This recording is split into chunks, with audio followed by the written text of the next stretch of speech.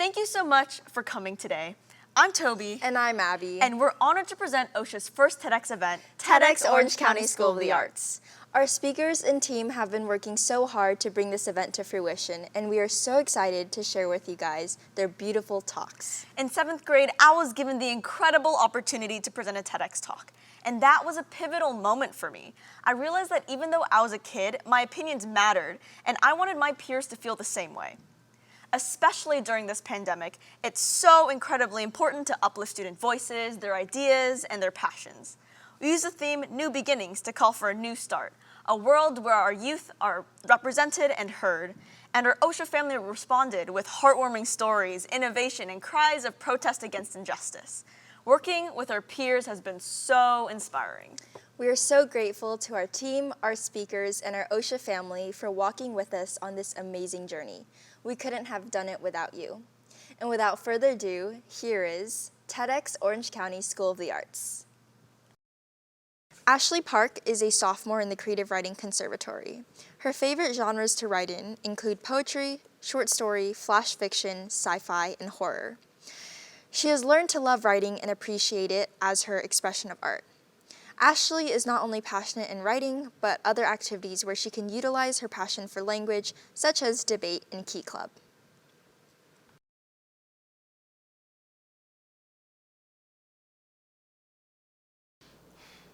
So picture this. One night, I woke up with a star tangled up in my blanket, and I turned on my side to find the unexpected. A figure with short, straight hair over its face, wearing a long sleeping gown, was kneeling over my father. Though surprising, I assumed that it was simply my mother checking up on us, so I dismissed it. The unwavering attention to my father was enough for me to look back, so I looked over my shoulder again and again, and on the third time, the figure froze on its way towards me.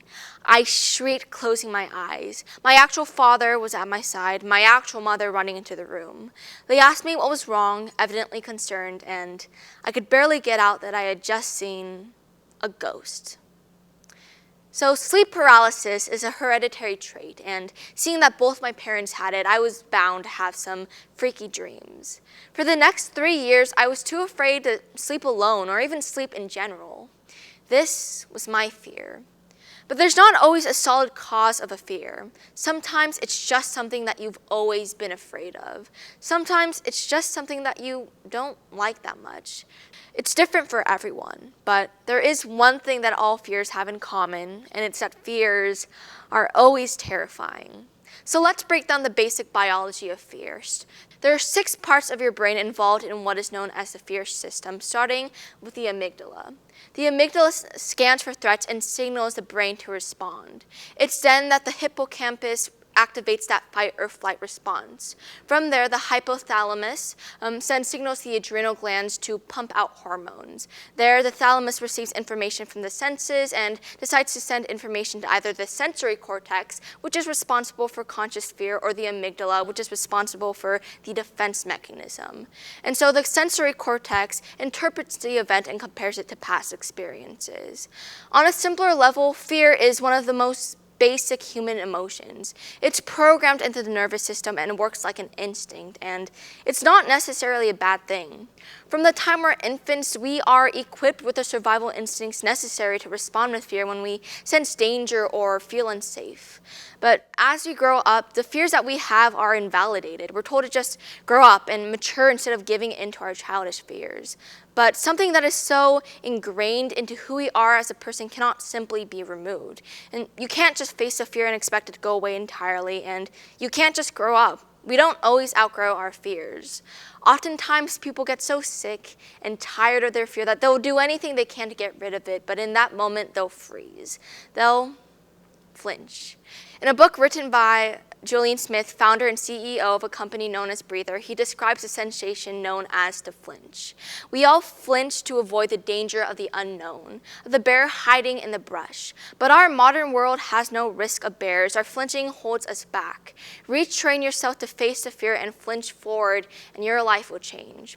There's a key word in this: retrain, meaning that confronting a fear will take time, but by changing your perspective, it will help make that time more manageable. Today, I'm going to talk about how the key to conquering your fear is not by growing up, but by growing old. By accepting and embracing your fear instead of jumping a hurdle prematurely just because someone said so. By understanding your fear and why you feel the things that you do instead of just dismissing it. Now, you might be wondering, is there really a difference between growing up and growing old? Well, there is, and understanding this will be the key to eventually conquering your fear. So, growing up is all about the brain. It's about the culmination of knowledge and experience and the development of maturity. Now, growing old, it's all about the heart. It's about maintaining to that knowledge and experience while still holding on to what makes you, you at the core. To hold on to that youth and that liveliness. So take a young kid that has essentially already grown up. They're wise and mature, but they haven't necessarily grown old. They haven't yet learned how to connect the heart and the mind effectively. Then there's also the elderly people that you would also consider to be wise and mature, but they're also young at heart. They're cheerful and playful. In other words, youthful despite the years that they've lived. Those people are a perfect example of what it means to grow up and grow old. In other words, it's a balance between logic and emotion. Depending on the scenario, one may be more effective than the other. Sometimes you need both. But if you think about it, you can't always logically explain your fear. For example, with my fear of sleep paralysis, I knew that logically I wasn't in any actual danger. What was happening to me could easily be backed up by science and logic, but that wouldn't help me to reason with my fear. My fear would still persist despite all the logic in the world. The feelings of anxiety and being afraid would still be there. So you have to pay attention to how you feel. Acknowledge and validate what you feel and know that it's okay, it's normal, and that it's not something that you need to get rid of, that it's a choice entirely up to you. So now that we've discussed fear in its most basic, loose terms, let's get into what types of fear that there are. So according to Carl Albrecht, author of more than 20 books on professional achievement, organizational performance, and business strategy, there are 5 types of fear organized in what is known as the feararchy. Starting with the fear of extinction. This is the fear of annihilation, of ceasing to exist. It's a more fundamental way of saying the fear of death. The idea of no longer being arouses primary existential anxiety in all humans. Consider that panicky feeling you get when you're looking over the edge of a high building. Next, we have the fear of mutilation, the fear of losing any part of our precious bodily structure, the thought of having our body's boundaries invaded or of losing the integrity of any organ, body part, or natural function. The anxiety surrounding animals such as bugs, snakes, and spiders arouses from this fear of mutilation. Then we have the fear of the loss of autonomy. This is being afraid of being paralyzed, immobilized, or otherwise controlled by circumstances beyond our control. In a physical form, it often manifests as claustrophobia, but it also extends to our social interactions and relationships. Then we have the fear of separation, the fear of loss, abandonment, rejection, or the loss of connectedness, of becoming a non-person, not wanted, respected, or valued by anyone else. The silent treatment, when imposed by a group, can have a devastating effect on this individual. Then we have the fear of ego death, the fear of humiliation, shame, and the profound sense of self-disapproval that threatens the loss of integrity of self, the shattering and the disintegration of one's constructed sense of lovability, capability, and worthiness. So, with my fear of sleep paralysis, I guess that can be considered as the fear of extinction, but fears are complex and multidimensional. Your fear may never completely fit into one category, but that's the nature of being afraid of something. Again, there's no logic, reason, or perfect explanation for your fear, and you have to understand this, and you cannot go forth without understanding this. So, let's say we finally classified what your fear is. How you go from here will depend on what your fear actually is, meaning that the actual process will be different for everyone. And so your fear may never even go away entirely. The night before I began preparing this material, I woke up in the middle of the night and I felt my old fear come back to haunt me. I tested each of my limbs. Okay, does this arm move? Does this leg move? Oh my gosh, what was that sound? I lay there for probably 3 minutes fully in panic mode until I was finally able to relax and go to sleep. Still, that moment brought me back to when I first realized that only I could do something about my fear. It had been 3 years since my initial experience with sleep paralysis. I was about to go into 8th grade and I was still so afraid of sleeping alone. I felt so much shame over this for no reason. To be clear, there's nothing wrong with that. Still, I felt so lonely and embarrassed about being afraid of something so unreasonable. I wish that I could just grow up and get over everything. For 3 years, I had turned my back on my fear and let it grow into something bigger and more powerful. I treated my fear with coldness, anger, and distance. But whether I liked it or not, my fear had become a part of me, and I realized if I never did anything about this, I'd be 61 and regret not doing anything about this. And so I did the complete opposite of what I had been doing for the last 3 years and embraced my fear fully with open arms. I was able to laugh at this horrible thing, and for the first time in years, I was able to sleep alone with my fear. And I plan on doing that for the rest of my life, sleeping alone at peace with my fear. When it comes to conquering your fear, it's always going to be more than figuring out what that next step is. It's getting to that emotional and intimate moment with yourself and your fear and having your realization. Take that, whatever it is for you, use it to start on your unique and eye-opening journey to conquering your fear. One where you grow up with it instead of your fear forcing you to grow up. Thank you. Bridget Phillips is a junior in the Musical Theater Conservatory. As an avid journalist and creative writer, she contributes to publications such as the Los Angeles Times, High School Insider, and TV Wasteland. Her work is mainly anecdotal, focusing on both pop culture and current events. She's also a devout theater student. As a member of the Laguna Playhouse Youth Conservatory, she is both an actress and a performer. Bridget is infatuated with storytelling and hopes that she is able to convey powerful and poignant messages through her art.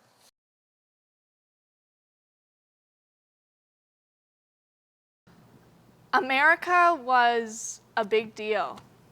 I knew because there were a million names for it. Global superpower, land of the free. As a child, I idealized these phrases. My favorite, however, was melting pot. I imagined a great multicultural stew. If I close my eyes, I can still taste my first steps out of LAX, relishing in the color and beauty of my new home. About a year ago, however, the memory ran sour. Social unrest in Latin America serves as justification for racism towards Mexican migrants. A slim number of fundamentalist terrorists has ignited xenophobia against the Muslim community. Chinese immigrants are blamed for an already out-of-control pandemic. Sure, I myself was an immigrant, but unless you consider the occasional joke on how you say the word sorry offensive, I never faced discrimination of any kind. Suddenly, my position as a white immigrant became apparent. Why has our treatment as immigrants so often been determined by our skin color or economic status? The answer is one ingrained deep within the American psyche. The idea that the ideal immigrant is white and at least middle class. Since second grade, we were told the myth of the heroic immigrant Christopher Columbus. It was only in my freshman year of high school, in a tragically new textbook, that we were told who he truly was, a brutal colonizer. We were not taught these things, not really. They're embedded within us. Later, the Chinese Exclusion Act of 1882 barred Chinese immigrants from entering the United States. White workers claimed they were stealing their jobs. During the Mexican repatriation of the early 20th century, much of the white populace believed that jobs should be reserved for true Americans, aka white people. Admittedly, the concept that the white immigrant is more deserving or somehow superior to the immigrant of color or poor immigrant is ingrained in our identity as Americans. I know because I see this pessimism of immigrant faith, immigrant ambition in our world today. I feel it in the rolling eyes of a neighbor when a Hispanic family joins our community. I hear it in my peers as they mock a driver or server's accent. I witnessed it when our former president banned well-meaning Muslim people from this country. And most of all, I see it in the fields of California, my home, where migrant workers labor for barely anything. There are over 11 million undocumented immigrants in this country, but we tend to villainize that statistic. Today, about 60% of agricultural laborers are undocumented. While we welcome the work of the undocumented, we reject actual undocumented immigrants. This mindset works in sometimes insidious ways. Immigrants pay an estimated $400 billion in taxes every year. 44% of our medical scientists are born elsewhere. We don't consider these statistics because we consider America to be the savior of immigrants. We all want stability. We all want better lives for our children and our children's children. So why are immigrants minimized to their skin color rather than their ambition? Why are we judged on the content of our wallets rather than the content of our character? I'm not afraid to tell you that I love America, because I do. It's a place that's paved a way for me and millions of other dreamers across the globe. We can't be blind, however, to a history of immigrant alienation, a narrative of whiteness, and most importantly, the untold benefits of immigrant diversity. Today, I reflect on the phrases that struck me most as a child. I think of that bright-eyed Canadian girl stepping out of Los Angeles airport. Yes, I tell her, America is alive and well. But let's look beyond ourselves. Thank you. Alora Sparnick is a sophomore in the Creative Writing Conservatory. These days, you can find her making green smoothies that don't taste like dirt, sporting fuzzy socks during all hours of the day, taking frequent yoga breaks, and getting her laughing fix from SNL. Alora loves tacos and fruit frenzy bars from Trader Joe's, and despite getting braces, remains a tortilla chip superfan. She takes great pride in her organizational skills and laundry folding abilities. For her, it's the little things that count.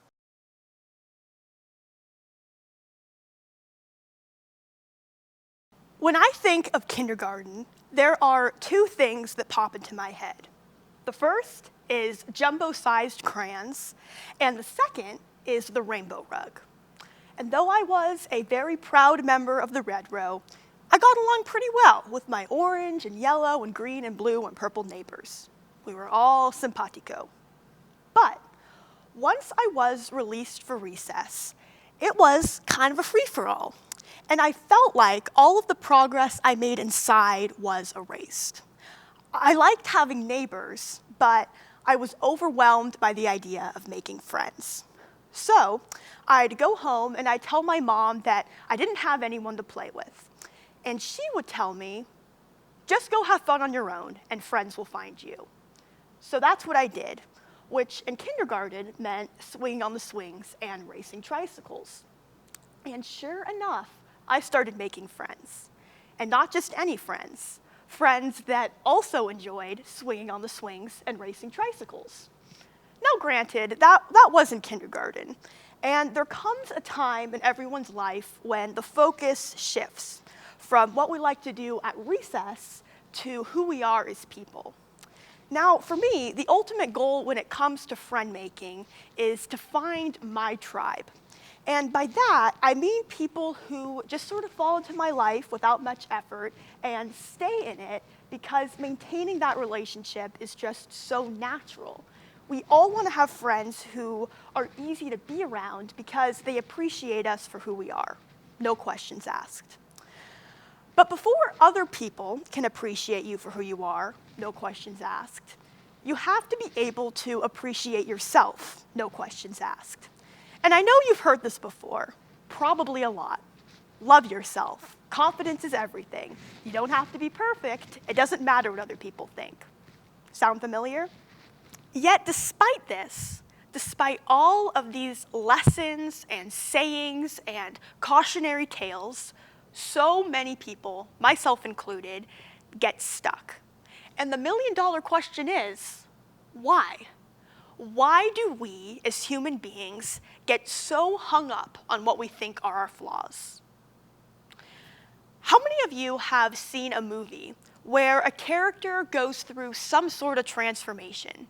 It can be dorky to popular, ugly to pretty, dumb to smart, usually in the form of a montage with upbeat music. Well, there's a lot out there, because let's face it, who doesn't love a good makeover montage? I know I do. I mean, it's entertaining getting to see a character glow up or rebrand, because to some degree, we want that too. We want that moment of glory when our awkwardness and flaws dissipate and we get to gracefully descend a flight of stairs or strut confidently down the hallway while everyone else watches in awe. And we think that in order to attain that glory and to be accepted, we need to change. And that's what I want to talk about today. The pressure to reinvent yourself that comes with growing up. Now you might be thinking, okay, let me get this straight. So if I want to change something about myself, that means I'm insecure and being affected by 90s chick flicks on a subconscious level. Yes and no. You see, there are two main reasons why people change. We either change to be better or we change to be enough.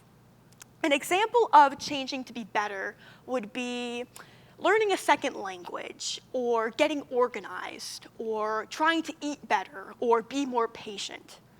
Basically, if it's a New Year's resolution, chances are it's a change for the better. An example of changing to be enough would be getting rid of all your Target t-shirts with emojis and sea creatures on them, because even though they come in a size 14, 16, they really were designed more for 7-year-olds. And you don't want to look like a 7-year-old because you're in middle school now, and, well, that would just be embarrassing. Yeah, I was that kid. Changing to be better comes from a desire to improve, but changing to be enough comes from a place of fear. The fear of embarrassment, the fear of rejection, the fear of not getting invited to a birthday party or asked to a dance, the fear that those concerning personality quiz results are actually true, the fear that someone will walk up to you and tell you that you have a dumb t-shirt. And here is where our chick flicks come in. We have these feelings of self-doubt and insecurity, and these movies provide us with a quick fix. Just become someone else. Straighten your hair, and buy a new wardrobe, and find cooler friends, and refrain from cracking those cheesy jokes, and then you're made in the shade. But here's the problem with that. When we try to paint over our flaws, we don't just paint over our flaws. We end up painting over everything, including our good qualities and what makes us different. And you know what we're left with?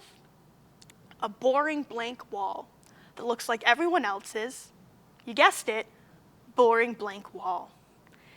And if we're being honest here, that's kind of depressing.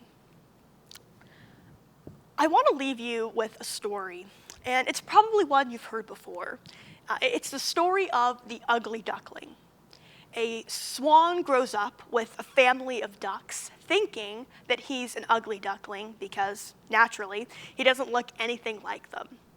And I'll spare you all the sad stuff that happens in between, but by the end, the ugly duckling realizes that he's not a duck at all. He's a swan, a beautiful swan. And what I love so much about this story is that the ugly duckling really didn't change at all. There was no makeover or wardrobe upgrade or lifestyle change. He was always a swan, and he was always beautiful. He just needed to realize it. You don't have to change to be enough. You don't have to reinvent yourself to be enough. You just have to grow into yourself and realize that you have been enough all along. So essentially, we need to turn this concept of metamorphosis and self-reinvention that is thrown at us from all angles on its head. And rather than trying to change, we need to try to get to know and understand and love who we already are. Thank you. Isabella Lloyd is an 8th grader in the Integrated Arts Conservatory. She was born in Hampshire, United Kingdom, and immigrated to California at the age of 8 with her parents and younger brother. Having played the violin since she was 6, she was already interested in the arts, but found her true passion performing in school musicals.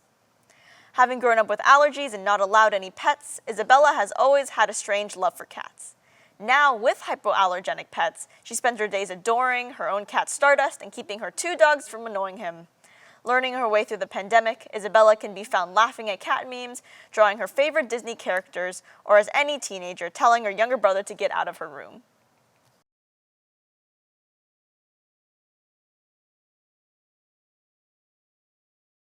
I have a question. Are you a cat person or a dog person? If you're a dog person, yay! I love dogs, they're super cute. I have 2 of my own. But we are going to be talking about cats. How many of you have been bitten by a cat? What about scratched by a cat?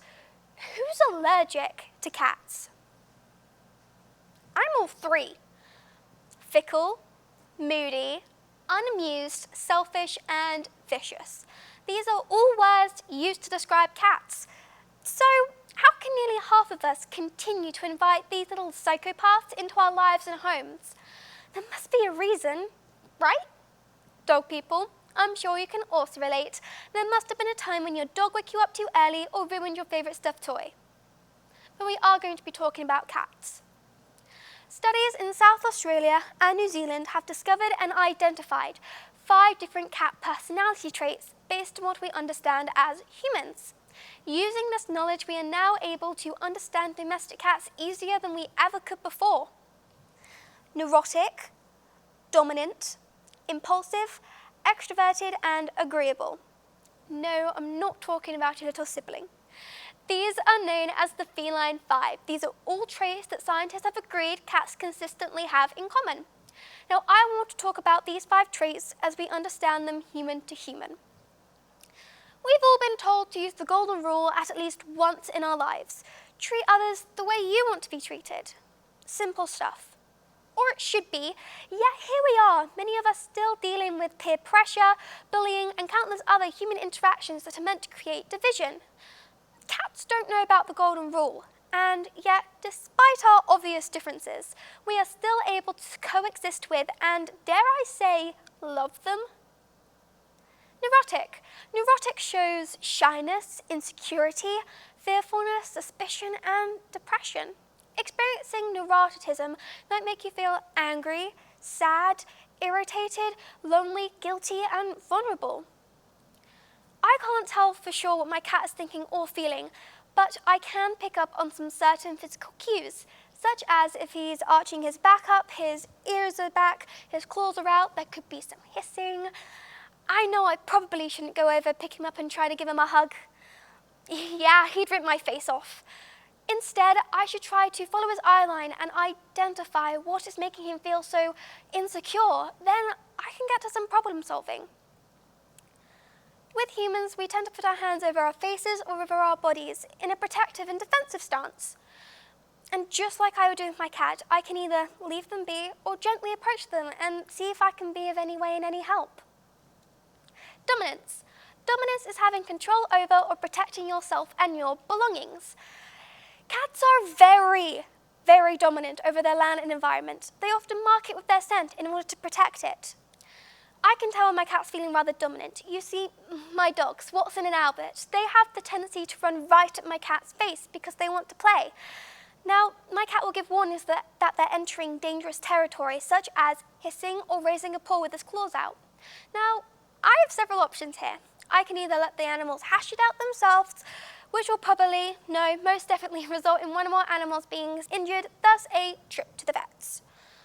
Or I could remove both dogs from their unintentional death wish. My cat would feel safe again and my dogs would be uninjured. It's a win-win. We humans don't typically assert our dominance with scent like cats do, but we do show other signs, such as how you stand yourself, your tone, facial expressions, how much eye contact is being given, how firm your handshake is, and so on. We can either use these clues to solve potential conflict or embrace it. Impulsiveness. Impulsiveness is on the completely opposite side of the track. This is your fun and crazy side of you, the part of you that's more reckless than the rest. For cats, this is their wild and predator side, the part of them that enjoys the thrill of the hunt and the joy of the strike. Now, we've all seen a cat push things off a table. Now, this could be purely out of spite, but it's more than likely just impulse. Scientifically, this is how we know the world is round, because if it was flat, cats would have just pushed everything off by now. We all have that one friend who acts before thinking. Now, this can sometimes be rather problematic for the rest of us, but we are still able to have a happy and healthy relationship with them if we can create boundaries and learn to anticipate how their actions will affect us. Extrovertedness. Extrovertedness is one of my favorites. It relies on being mentally or physically active. You might also say cunning, curious, inquisitive, inventive, and playful. When my cat's in a playful mood, he will oftentimes follow the movement of my feet or meow at nothing. I play with him, or else I lose my feet. If I stop entertaining him before he's ready, then he just keeps bugging me. Similarly, extroverted people need to seek excitement and social activities. An extroverted human might need to do something wild and crazy that makes them stand out in the crowd, such as jumping into a pool at a party when no one is meant to be swimming, or stealing the mic from the DJ at a wedding. Now, this kind of behavior is fun until it's not. Understanding an extroverted person will enable me to make an informed decision on the activities we do together, knowing that we might have different needs. But we are still talking about cats, right? Agreeableness. Agreeableness is a whole nother story. This is about affection, friendliness, and gentleness. Cats can sometimes take a while to get used to their humans. It's well known that the harder animals to love and make them love you back, which is why so many people give up on them. But they do have a softer side. Although cats are independent and enjoy solitude, they still need the love of another. They might rub up against your leg, purr, or show their honor and respect by bringing a surprise. A small creature from the back garden. It's disgusting, but it's their way of saying thank you. We humans tend to show our love through songs, poetry, or even through a simple hug. But not everyone likes writing, music, or hugging other people. And because of this, we must exercise awareness. Just because someone's boundaries are different from our own, it does not mean they're unagreeable. It just means that we need to be more empathetic and not force people to conform to our own expectations. I have learned to navigate the stormy weathers that are my cat's moods, much like I'm learning to listen to the needs of my friends and family. I love my cat and my friends, and because I want them in my life, I'm willing to put in the effort that it takes to care for them and their sometimes silent needs. Oftentimes, I find that people give up on one another because they aren't able to agree. They allow their differences to divide instead of finding a way to come together. We need to exercise awareness and recognize that our family and friends all deal with things differently. Just like my cat, not everyone has the power, the courage, or even the ability to stand up and speak up for themselves. We must make more of an effort to find empathy so that we can all come together. If we can achieve this with cats, then we can absolutely make this work for humans. It's just one small step into making people feel loved, safe, and understood around you. And just like the golden rule says, treat others and cats the way you want to be treated. Thank you.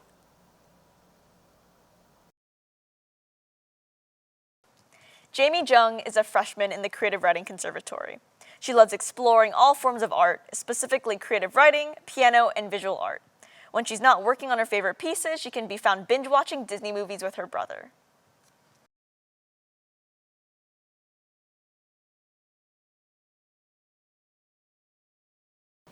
As a girl who held a book in her hand 24/7, it was no surprise that I wanted to become an author.